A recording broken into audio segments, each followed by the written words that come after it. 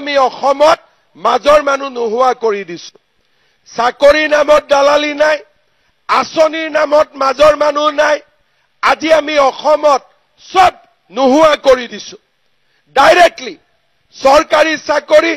আগতে এটা মেজিষ্ট্ৰেটৰ চাকৰি 1 কোটি টকা দিব লাগিছিল এতিয়া তামোল পান এটা খাব কোনে হিম্মত নকৰে দুখীয়া দুখীয়া মানুহ এসিএস হৈছে দুখীয়া মানুহ ডিএসপি হৈছে আগতে কংগ্ৰেছৰ দিনত 1 কোটি টকা দিব লাগিছিল আজি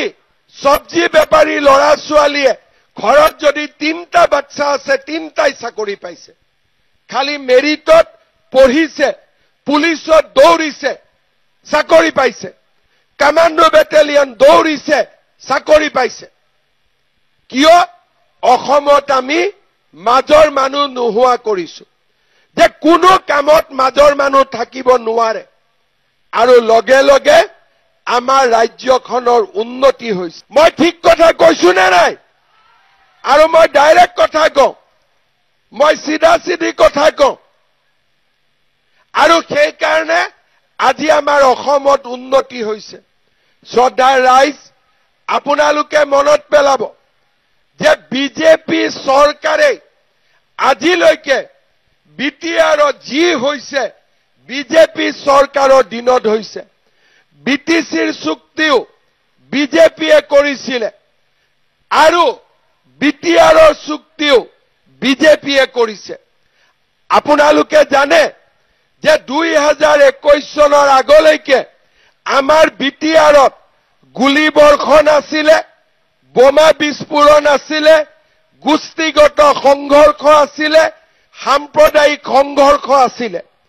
2021 চনত মই অসমৰ মুখ্যমন্ত্ৰী হলো আৰু মই মুখ্যমন্ত্ৰী হোৱাৰ পিছত বিটিআৰত এটাও গুলি ফুটা নাই এটাও বোমা বিস্ফোৰণ হোৱা নাই আজি 4.5 বছৰ হৈ গল যিমান লৰা জংগলত আছিল মৰমেৰে আমি মাটি আনিলো বন্দুক বিলাক লৈ ললো ট্ৰেক্টৰ ল পাৱাৰ টিলাৰ ল বন্দুক নালাগে আজি আমি যেতিয়াৰ পৰা মই অসমত মুখ্যমন্ত্ৰী হৈছো তেতিয়াৰ পৰা অসমত আমি দেখা পাইছো যে সম্পূৰ্ণ শান্তি আহিছে আগতে কোকৰাঝাৰ বনৰগাঁৱত আগতে ইলেকশন হৈছিল কাক ভোট দিব লাগে মটৰচাইকেলত লৰা আহিব বন্দুক থাকিব বোলে অমুকক ভোট দিব লাগিব কিন্তু আজি যোন পাৰ্টিয়ে নহওক